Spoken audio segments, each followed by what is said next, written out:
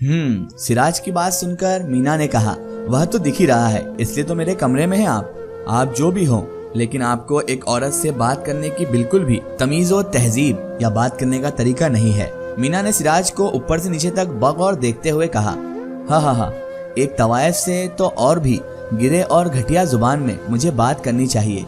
एक औरत नहीं, तवायफ जो पैसों के लिए अपना जिस्म बेचती है, वह मुझे सिखाएगी बात करने का तरीका। बेशरम, बेहया और बद किरदार और जिस्म फरोश औरत। सिराज ने नफरत से मीना की तरफ देखकर कहा। मीना बुत बने खड़ी रही। आज तक किसी ने भी उसकी इतनी बेइज्जती नहीं की थी। सिराज के अल्फाज मीना के सीधा दिल पर जाकर छप गए थे। निकल जाए मेरे कमरे से, इससे पहले कि मैं मीराबाई को बुलाऊं। मुझे जिस्म फरोश कहने से पहले जरा अपने गिरेबान में झांक कर देख लीजिए। एक औरत की इज्जत पर कीचड़ उछालने वाला एक नामर्द ही होता है। मीना ने गुस्से से कहा। सिराज का भरपूर हाथ मीना के मुंह पर पड़ा और मीना खुद में ही कट कर रह गई। थप्पड़ गाल पर जोरदार लगा था, इसलिए मीना अपना तवाजुन बरकरार नहीं रख पाई थी और बिस्तर पर जा गिरी। 5 उंगलियों के निशान मीना के नाजुक गाल पर पड़ गए थे। होंठ का किनारा हल्का सा फट गया था और खून की लाली साफ दिख रही थी। मीना बिस्तर पर गिरी किसी नन्ही और डरी सहमी चिड़िया की तरह एक तरफ पड़ी थी। वह खुद को समेटे बिस्तर की एक कोने पर दुबक कर बैठ गई। सिराज ने उसकी ये हालत देखी तो उसको अपनी इस हरकत पर बेहद शर्मिंदगी महसूस हुई। वह आहिस्ता से मीना के करीब आकर बैठ गया। देखो, मैं तुम पर हरगिज हाथ उठाना नहीं चाहता था। तुमने मुझे फालतू का गुस्सा दिला दिया था। मैं औरतों की बहुत इज्जत करता हूँ, इसलिए तो तुमको अब तक हाथ नहीं लगाया था। सिराज ने उसकी तरफ जैसे ही देखते हुए कहा। मीना ने उसकी बात सुनकर सोचा, जरूर ये कोई खतरनाक किस्म का जहनी मरीज है। एक जोरदार मुंह पर तमाचा मार कर कह रहा है अब तक हाथ नहीं लगाया है।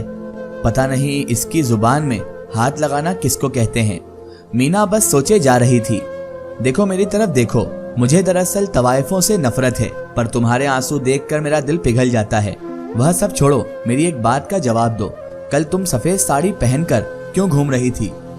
कल जब मैंने तुमको पहली बार देखा ना, तो मुझे लगा मुझे मेरी मंजिल मिल गई है। पहली नजर में ही तुमसे प्यार हो गया। लेकिन जब आज मैंने तुमको सजे धजे मर्दों के बीच, मर्दों के दरमियान सितार बजाते देखा, तो मुझे तुम पर बेहद गुस्सा आया और तुमसे भी नफरत होने लगी। इसलिए तुम पर आज इतना गुस्सा कर दिया और तुम्हारी बेइज्जती भी बहुत कर दी। तुमसे बदकलामी की, तुम पर हाथ भी उठा दिया। सिराज ने उसकी तरफ देखते हुए कहा और मीना ने चेहरा बिल्कुल सपाट कर लिया। मीना नजर भरकर सिराज को देखने लगी। एक मर्द कभी बर्दाश्त नहीं कर सकता कि उसकी मोहब्बत को कोई और भी देखे।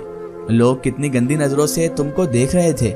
मुझे ये सब अच्छा नहीं लगता है, इसलिए आइंदा अब कभी भी इस कोठे का रुख नहीं करूंगा। मेरे लिए अपने दिल में कोई भी किना मत रखना, ठीक है? अब मैं चलता हूँ, अपना ख्याल रखना। खुदा हाफिज। सिराज ने अलविदाई नजर में मीना पर डालते हुए उससे कह दिया और मीना के कमरे से निकल गया। सिराज कोठे से निकलकर सीधा अपनी हवेली पहुंचा। मीना को सिराज की कोई भी बात ठीक से समझ नहीं आई। मोहब्बत, नफरत, इज्जत, बेइज्जत, ये लड़का क्या कहना चाहता था? शायद कल इस लड़के ने मुझे सफेद साड़ी में देख लिया हो। इसे बर्दाश्त क्यों नहीं मेरा मर्दों की महफिल में बैठना? ये होता कौन है? क्या ये मुझसे मोहब्बत करता है? नहीं, मीना खुद को फरेब मत दे। ये मर्द होते ही ऐसे हैं। औरतों को वर्गलाने में इनका ही हाथ होता है। लेकिन वह तो मुझसे मोहब्बत की बातें कर रहा था। मीना का दिल और दिमाग लगातार जंग कर रहा था। दिमाग मर्दों के खिलाफ जहर उगल रहा था, तो दूसरी तरफ दिल सिराज की तरफदारी कर रहा था। दिल बार बार मोहब्बत की रट लगाए जा रहा था। मीना आज तक इस कदर उलझन का शिकार नहीं हुई थी। मीना थक चुकी थी और जहन पर गुनूदगी तारी हुए जा रही थी। होशो हवास खो चुके थी। मीना ने गुस्से में सर तकिए में पटक दिया। सर तकिए पर रखते ही मीना बेहोश हो गई। आज दिन चढ़े मीना गहरी नींद में सोई रही। काफी लड़कियां कोशिश कर चुकी थी, पर मीना ने दरवाजा ना खोला। जब दिन के 1 बज गए तब मीराबाई का माथा थनक गया और कमली को दरवाजा खुलवाने के लिए भेजा गया। मीना, चलो शाबाश, अब उठ जाओ। मीराबाई बहुत परेशान हो रही हैं। नाश्ता कौन करेगा? कमली ने दरवाजा खटखटाते हुए कहा, लेकिन अंदर से कोई जवाब नहीं आया। कमली ने सोचा, ऐसा तो मीना ने कभी नहीं किया है। वह हमेशा वक्त से पहले उठ जाया करती थी। अगर कभी दरवाजा नहीं खोलती थी तब आवाज लगा देती थी कि कुछ काम में मसरूफ है, लेकिन आज तो हद ही हो गई। कमली को कुछ ठीक नहीं लग रहा था। मीना ने दरवाजा अंदर से बंद नहीं किया था, सब सिर्फ बाहर से आवाज दे रहे थे। कमली ने धक्का देकर दरवाजा खोला तो वह दौड़ते हुए नीचे आई। मीराबाई लड़कियों के साथ नीचे ही बैठी थी। कमली को इतनी जल्दी आते देखकर मीराबाई घबराकर आरामदाह मेज से उठ खड़ी हुई। लड़कियां भी कमली को घेर कर सवाल जवाब करने लगी। कमली भाग कर आई थी, इसलिए अपनी सांसों पर काबू पाने लगी। अरे हुआ क्या है, कुछ जबान से भी बोलेगी, हमारी जान हलक में आकर अटक गई है। तो इतना घबरा क्यों रही है?